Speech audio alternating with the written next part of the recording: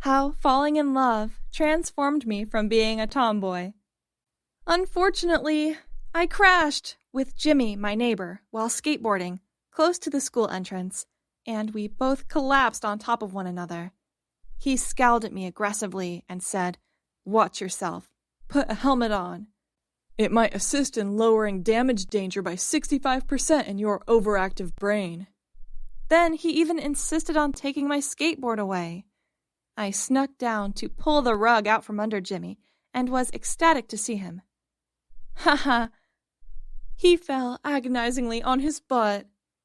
"Nerd, tone it down." I just casually ran away as Jimmy began calling after me.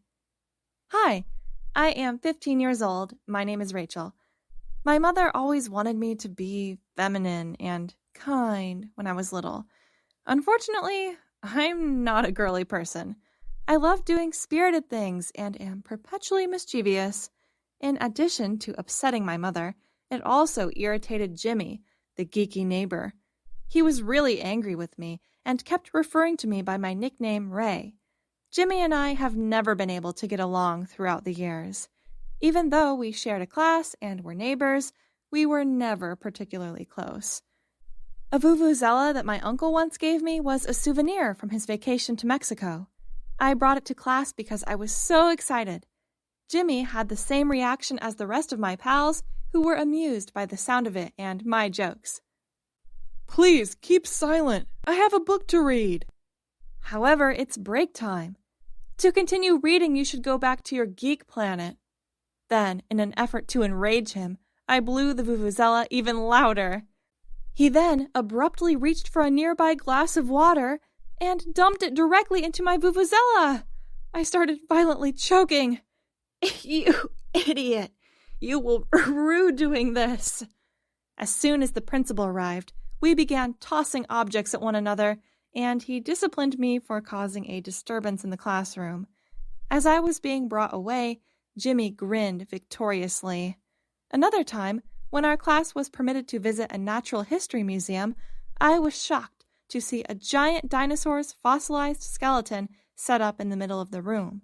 It is totally prohibited to touch the specimen, according to Article 3, Section 4 of the museum's rules.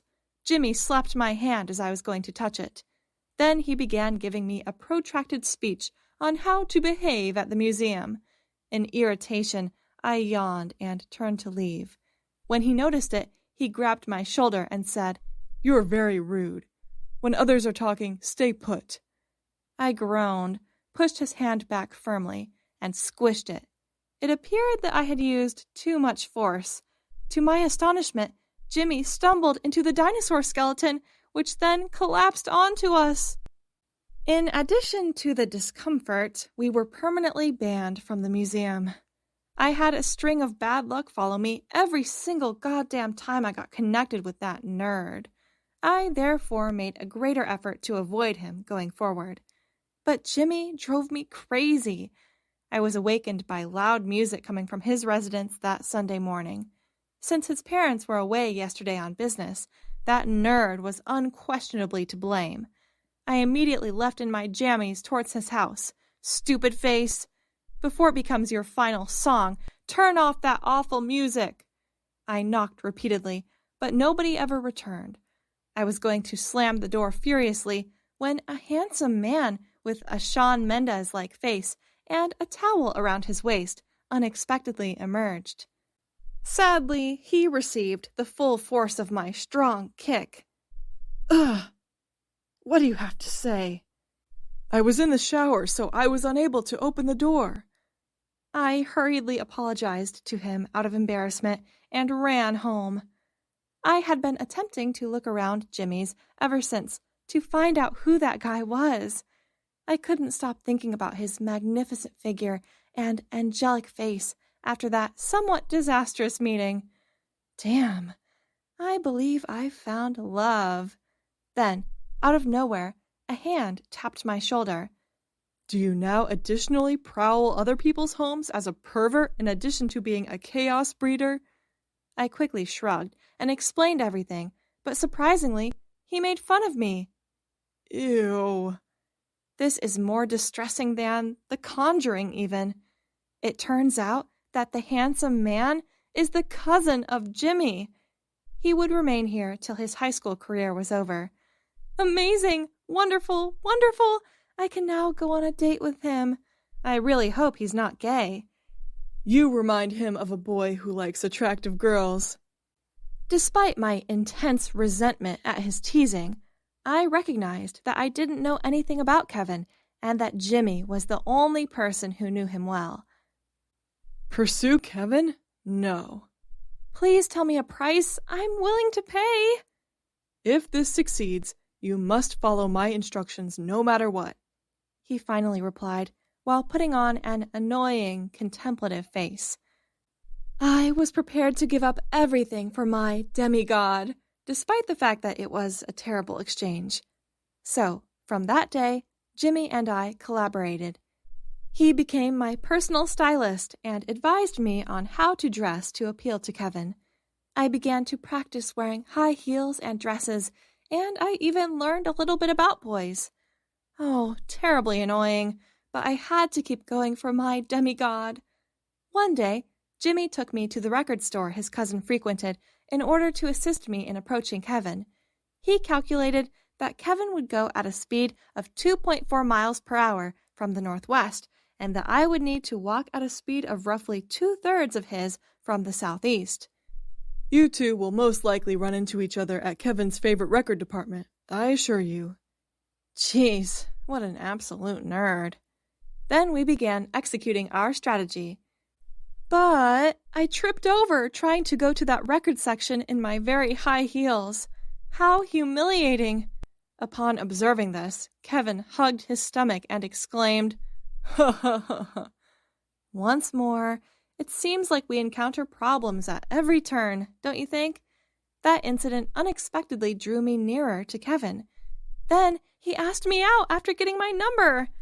After that, we became closer every day. I felt like I was floating on a cloud. I once plucked up the confidence to question him. "Kevin, please answer honestly. Are feminine females your type?" when we were hanging out. No, I don't like it. I usually think they seem a little privileged. What? Was I duped by that idiotic-faced Jimmy? He was, after all, simply trying to make fun of me. I immediately went to Jimmy after saying farewell to Kevin. I seized his collar angrily and yelled, "Stupid face! You must have been playing jokes on me from the beginning. Why do you want to stand in the way of Kevin and I?" Then, all of a sudden, he grabbed my hand and kissed me. In truth, I've liked you for a very long time. I tried to confess, but I couldn't find a chance because you're always making fun of me. Do you not despise tomboys like me? No. I adore everything about you, Rachel. Even when you rode your skateboard into me, even when you were wearing boyish clothing, and even when you laughed at me while your mouth was full of food. You have lied to me, and that doesn't change it. I instantly withdrew my hand and walked away.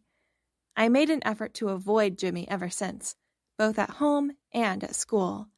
3 weeks later, Kevin, out of the blue, informed me that Jimmy had recently applied for an exchange program and was getting ready to move to Switzerland.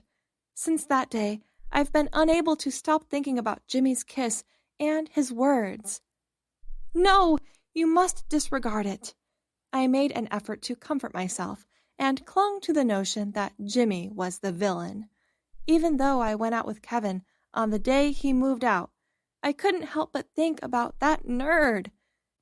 We nearly collided with a skateboarding girl as we were walking down the street. Sorry, are you two all right? Kevin forcefully grabbed her arm before she could finish. Do you females think that skating makes you cool, dum-dum? No, only for boys. Recognize your place. The statements of Kevin astounded me. He surprised me by being so sexist, unlike Jimmy. Damn! Perhaps Jimmy was the one I had fell for after all. But I have to deal with this annoying person first. Set her free, jerk! You're harming her." I knocked him to the ground and swiftly guided the other female away. I then took her skateboard and ran after Jimmy. I continued to yell and chase after his car until it came to a stop. "What's wrong, Rachel?" "Stupid face! I just realized how much I adore you." Jimmy then grinned. He gave me a gentle hug before giving me a huge smile.